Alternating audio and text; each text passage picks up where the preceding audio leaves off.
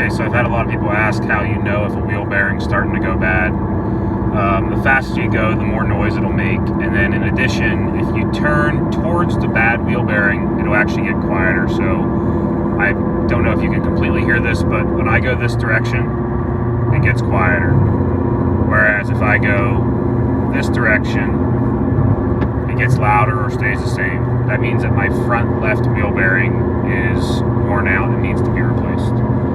And in addition, I'll show you another video on how to know if your wheel bearing is going bad by basically jostling your tire.